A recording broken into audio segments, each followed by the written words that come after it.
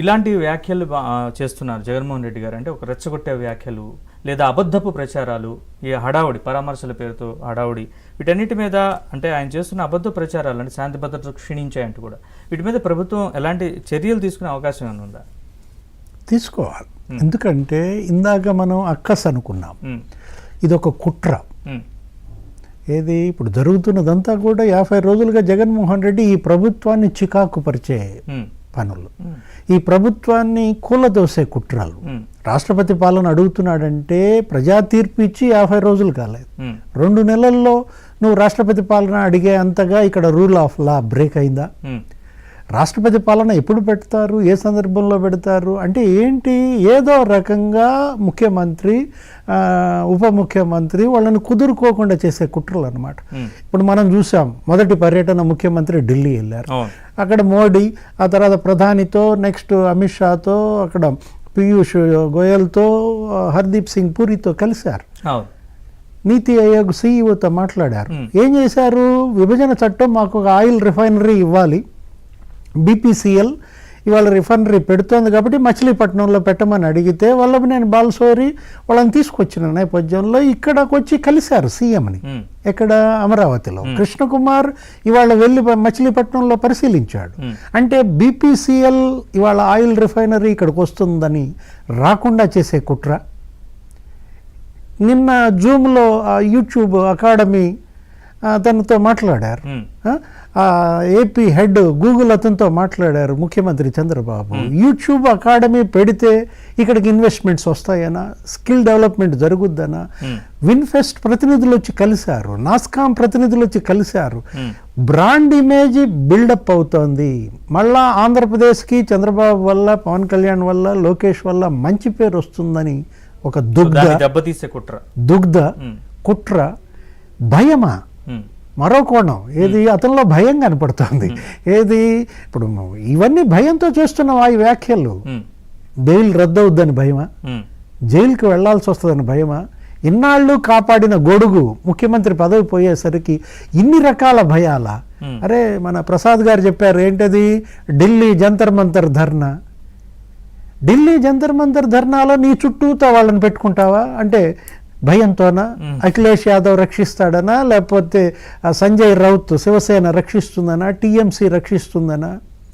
అక్కడికి వచ్చి ఏం మాట్లాడతారు? ఆయన ఎవరో తమిళనాడు ప్రాంతీయ పార్టీ ఆయన, నువ్వు మాజీ ముఖ్యమంత్రివి, మళ్ళా ముఖ్యమంత్రి అవుతావు, కాబోయే ప్రధాని అన్నాడు.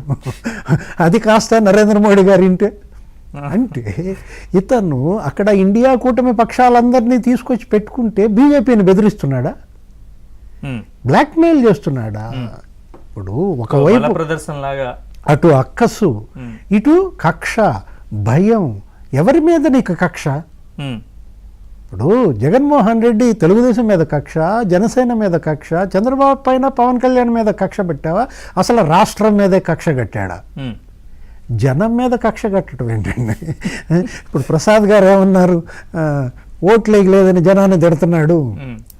నేను 55 లక్షల రైతులకి అది ఇచ్చాను, 60 లక్షల మహిళలకి ఇది ఇచ్చాను, ఆ ఓట్లేమయ్యాయి, ఈ ఓట్లేమయ్యాయి, అవాతాతల ఓట్లేమయ్యాయి అన్నారు కదా.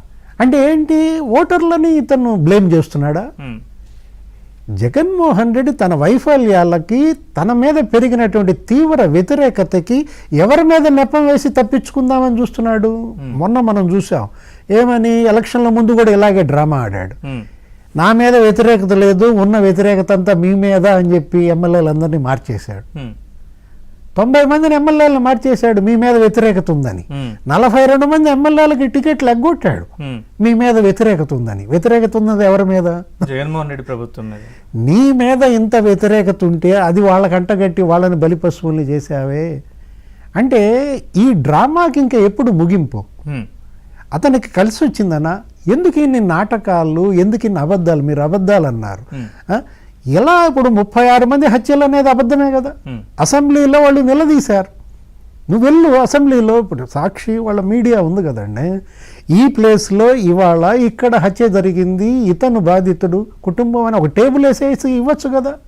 రేపు పొద్దున్న 9వ తారీఖు వెళ్తున్నాడు అక్కడ పరామర్శకి. ఆ 36 మంది పేర్లు చెప్పే ధైర్యం ఉందా అతనికి? 36 మంది హత్యలు జరిగినట్టుగా లేని హత్యలు జరిగినట్టుగా చిత్రించి ఏపీ బ్రాండ్ ఇమేజ్ దెబ్బతీస్తున్నందుకు ఇవాళ జగన్మోహన్ రెడ్డి పైన కేసులు పెట్టాలి.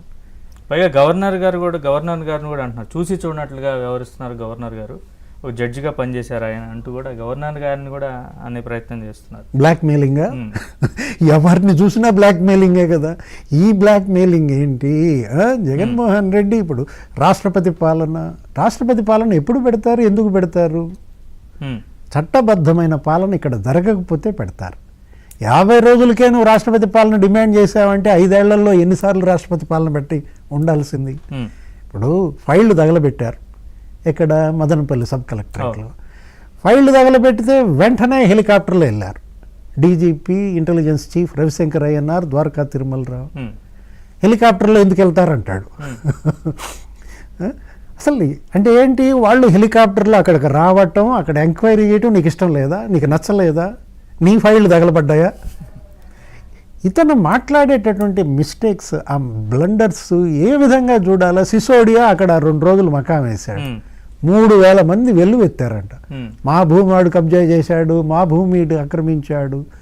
ఆయన నిన్న కలెక్టర్ల కాన్ఫరెన్స్లో క్లాస్, కలెక్టర్లుగా పనిచేయాలా?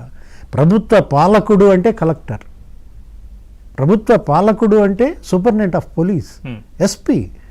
మీరు మీ విధి నిర్వహణలో రాజీ పడద్దు. ఒక చక్కటి సందేశం మొన్న ముఖ్యమంత్రి కూడా ఇచ్చారు కలెక్టర్ల కాన్ఫరెన్స్లో. వివేకానంద రెడ్డి హత్య అనేది ఒక కేస్ స్టడీ. ఎలా నేరగాళ్ళు స్మార్ట్, ఎలా క్రిమినల్స్ ఎలా మారారో. స్మార్ట్ గవర్నెన్స్ ఇవాళ అవసరం ఈ స్మార్ట్ క్రిమినల్స్ని పట్టుకోవటం కోసం. పొద్దున గుండెపోటు అన్నారు, సాయంత్రం 5 దాకా ఇతను రోడ్డు మార్గంలో వెళ్తూనే ఉన్నాడు. ఏది శవం చూడటానికి. అప్పుడు హెలికాప్టర్ అవసరం లేదా ఇతనికి? బాబాయ్ చనిపోయింది, ఒక ముఖ్యమంత్రి తమ్ముడు, ఈ మాజీ ముఖ్యమంత్రికి సొంత బాబాయ్. అరే దాన్ని గుండెపోటు అని ఎలా అంటారండి? ఒక గుండెపోటుగా దాన్ని చిత్రించటం, ఆధారాలు రూపుమాపటం, అన్ని చెరిపేయటం, కుట్లు కట్టడం, రక్తం చూడటం, 2 లీటర్ల బ్లడ్. ఇవాళ సునీత వచ్చి కలిసిందంట ఎవరిని? హోమ్ మినిస్టర్ అనితని. బాధితురాలు ఇంకో బాధితురాలను కలిసిందనమాట. ఆమె బాధితురాలే కదా, అనిత కూడా బాధితురాలే. జగన్మోహన్ రెడ్డి ఇవాళ రాష్ట్రంలో రాజ్యం వెళ్తుంది, అధికారంలోకి వచ్చింది బాధితుల ప్రభుత్వం కాబట్టి బాధితులు ఇంత వెల్లువెత్తుతున్నారు. జగన్మోహన్ రెడ్డి బాధితులు ఇవాళ వెల్లువెత్తుతున్నారంటే ఇది చూసి జగన్మోహన్ రెడ్డికి వైబ్రేషన్సా? తట్టుకోలేకపోతున్నారా? ఏం సందేశం జగన్మోహన్ రెడ్డి ఇస్తున్నాడు తన ప్రజల్లోకి అనేదే ఇవాళ చర్చ అన్నమాట. రైట్. సప్తగిరి ప్రసాద్ గారు, జగన్మోహన్ రెడ్డి గారు ముఖ్యమంత్రిగా ఉన్నప్పుడు ఎమ్మెల్యేలకే అపాయింట్మెంట్